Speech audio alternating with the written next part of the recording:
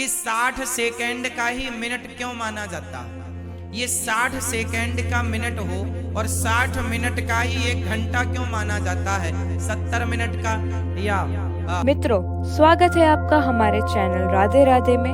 पूज्य गुरुजी अनिरुद्ध आचार्य जी द्वारा बताए गए भगवत पुराण एवं भगवत गीता का बहुत ही अनमोल पाठ हम आज इस वीडियो में सुनने वाले हैं कि 60 सेकंड का ही मिनट क्यों माना जाता है।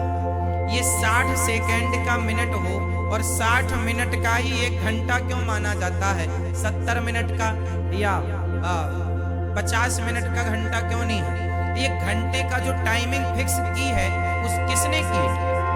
60 मिनट का ही घंटा क्यों होता है, 60 सेकंड का ही मिनट क्यों होता है और 100 पल का। आप बताइए 1 सेकंड में कितने पल होते हैं, कितने लब होते हैं, कौन बताएगा। कितने पल का 1 सेकंड होता है, 100 100 बार जब टिक टिक टिक टिक टिक टिक 100 बार बीत जाती है तब 1 सेकंड होता है। आपको पता है, आप देख लीजिए, आपके मोबाइल में ही सब चीजें मिल जाएंगी।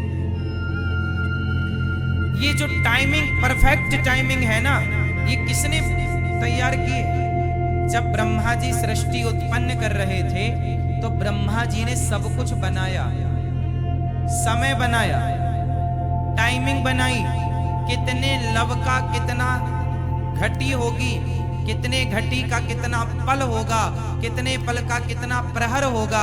हमारे यहाँ प्रहर होता था, है ना, 4 प्रहर बीत गए, इतने प्रहर बीत गए, इतने लब होता था।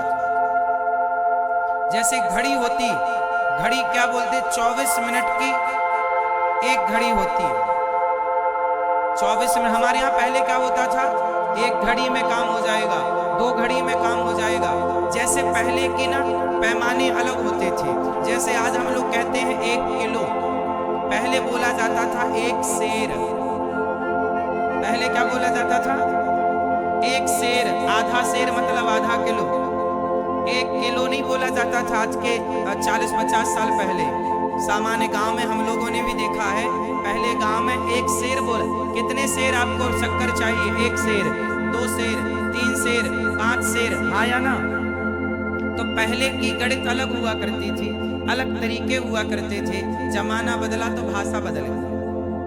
पहले सेर से काम होता था।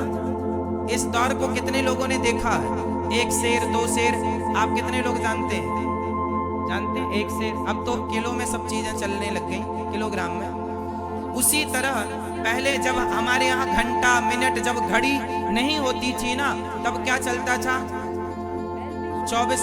अच्छा, जो आज के 200 साल पहले समय कैसे देखा जाता था, बताओ।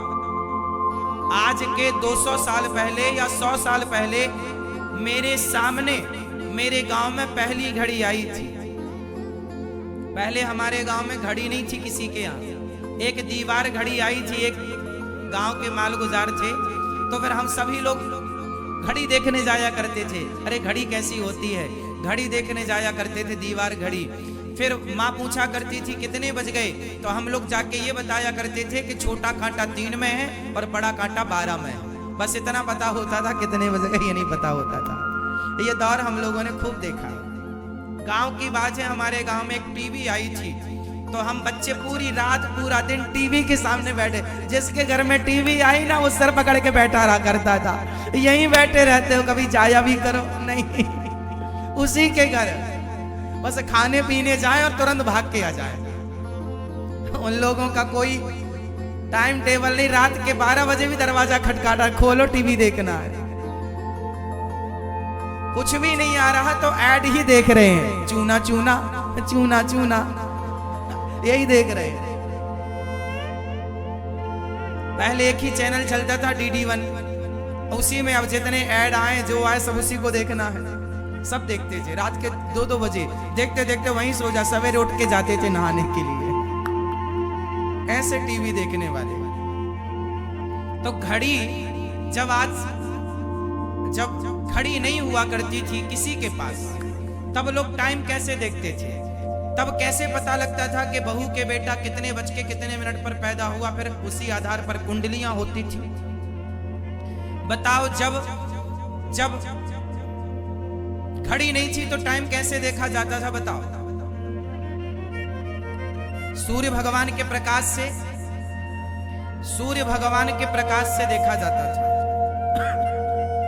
अच्छा चलो, दिन में तो सूर्य भगवान के प्रकाश से उसकी छाया नाप लेने से भी पता चल जाता है कितने बज के कितने मिनट। सूर्य भगवान की छाया बता देती है कितने मिनट पर ये छाया यहां आ गई, मतलब समय इतना हो गया। चलो, दिन में तो छाया बता देगी, रात को कैसे देखेंगे? रात के 9 बजे तो रात को चांद की छाया बताती थी समय। अच्छा चलो, अमावस्या की रात को कैसे समय देखते? अमावस्या की रात को तो ना चांद होता है ना सूर्य होता है रात को, है ना, ना तारे दिखते थी। मौसम बिगड़ गया तो कुछ नहीं, फिर कैसे देखेंगे समय? तो अब बताओ, उस स्थिति पर समय कैसे देखा जाता था? आज मैं आपको एक बहुत बड़ा साइंस बताने वाला हूं। अच्छा ये बताओ, शंकर जी के ऊपर एक घड़ा रखो, उसमें एक छेद बनाओ और पानी भर दो। ये परंपरा हमारी रही है कि नहीं? बोलो हाँ या ना। शंकर जी के ऊपर घड़ा रखकर छेद करके पानी भरने से ये क्या है? इसके पीछे साइंस क्या है ये बताओ। शंकर जी के ऊपर घड़ा क्यों रखा जाता है और एक एक बूंद शंकर जी पर पानी क्यों गिराया जाता है? इसका साइंस क्या है? साइंटिफिक रीजन क्या है? आप आश्चर्य मानेंगे, आपको शायद आश्चर्य लगे कि उस जमाने की ये शंकर जी के ऊपर रखा हुआ घड़ा, ये कोई घड़ा सामान्य घड़ा नहीं हुआ करता था।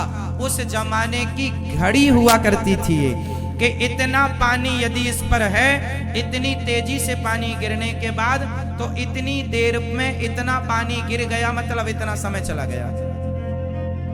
वो जो घड़े का पानी था वो पानी बताया करता था। आप देखो ना, एक घड़े में छेद कर दो और पानी से भर दो तो वो एक टाइमिंग में जाके घड़ा खाली होगा, या तो 10 मिनट में खाली होगा या 15 मिनट में खाली होगा। घड़ा का छेद जितना बड़ा होगा उतने जल्दी पानी खाली होगा, और जितना बारीक छेद होगा उतनी देर में वो घड़ा। तो एक टाइमिंग, हमारे ऋषि मुनियों ने एक टाइमिंग, एक रिदम में वो घड़ा सेट करते थे कि उसका छेद कितना बड़ा हो और कितना पानी उसमें भरा। आज भी जैसे बाल्टी आप यूज करते हैं, उसमें लिखा होता है कि इसमें इतना पानी में ये 10 लीटर आएगा। यदि 15 लीटर में एक लाइन बनी होती, यहाँ तक पानी है तो 15 लीटर है, यहाँ तक पानी है तो 10 लीटर है, यहाँ तक पानी है तो 5 लीटर है, हाँ या ना? एक लिखा हुआ होता था। उसी प्रकार आज के बहुत पहले जब घड़ी वड़ी नहीं हुआ करती थी और टाइमिंग परफेक्ट निकालना हुआ करता था, तो एक टाइमिंग निकाल के वो घड़े में पानी भर दिया जाता था रात को, विशेष रूप में रात को। और जो लोग टाइमिंग नहीं देख पाते थे वो लोग अपने घर में वो घड़े का उपयोग करते थे। उनको विधि बताई जाती थी कि इस समय इतने बजे ऐसे इस प्रकार से घड़ा में पानी भरना है, और वो घड़े का टपकता हुआ पानी, घड़े में बचा हुआ पानी बताता रहेगा कि समय इतना हो गया। इस प्रकार से जैसे कोणार्क मंदिर में एक चक्र बनाया गया है पत्थर का, उस पत्थर पर जब सूर्य भगवान का प्रकाश पड़ता है तो वो चक्र में पड़ा हुआ प्रकाश और प्रकाश की छाया आज ये 1400 साल पुराना मंदिर है। आज भी आप वहां जाएंगे और वहां देखेंगे तो आज भी 1400 साल बाद भी आज भी वह चक्र बिल्कुल परफेक्ट घड़ी की टाइमिंग बता रहा है। इतने बज के इतने मिनट हो गए, आज भी बता रहा है। तो ये सारी चीजें हमारे देश में ऑलरेडी पहले से थी। ये सब गणना किसने निकाली? ब्रह्मा जी। भागवत जी में ये पूरा कालक्रम लिखा हुआ है कि ऐसे ऐसे समय निकाला जाता है, घटी पल ऐसे वैसे सब कुछ लिखा है भागवत जी में। मतलब पूरा साइंस, जो एक कंप्यूटर में हम लोग चीजें देखते हैं बारीक से बारीक, वो सारी चीजें भागवत जी में हजारों साल पहले हमारे ऋषि मुनियों ने लिख दी थ्योरियां लिख दी ताकि आपको यदि जरूरत पड़े तो आप उस थ्योरी को निकाल कर उस पर आगे काम कर लें। ये सारी विधा बताई गई है भागवत जी में, द्वितीय स्कंध में, ये तृतीय स्कंध में सब कुछ लिखा हुआ, पूरी विधा। अब जरूरत नहीं है उन चीजों की, लेकिन शुरुआत वहीं से हुई है, सूत्र वही है। आज भी जब समय आगे पीछे हो जाता है 1 सेकंड 2 सेकंड का, तो हमारा भारत, पूरी दुनिया में भारत को माता क्यों कहा जाता है? कोई आपसे सवाल कर ले कि भारत को माता क्यों कहा जाता है, आप आश्चर्य मानेंगे। जब अमेरिका की घड़ी कभी कभी 1 सेकंड आगे पीछे होती है या बिगड़ती है, जब समय बिगड़ जाता है कभी कभी, आपको पता है दुनिया की घड़ी भी कई बार बिगड़ जाती है। 1 सेकंड 2 सेकंड का हेर फेर जब हो जाता है ना, तो दुनिया के बड़े बड़े वैज्ञानिकों को समय की सही गणना निकालने के लिए भारत की धरती पर आना पड़ता है। भारत केंद्र में है, इसलिए समय की गणना परफेक्ट यहां से निकलती है। तो दोस्तों, ऐसे ही अद्भुत कथा का सार और भव्य भक्ति में भगवत पुराण की बातें स्वयं श्री अनिरुद्ध आचार्य जी से सुनने के लिए हमें सब्सक्राइब जरूर करें।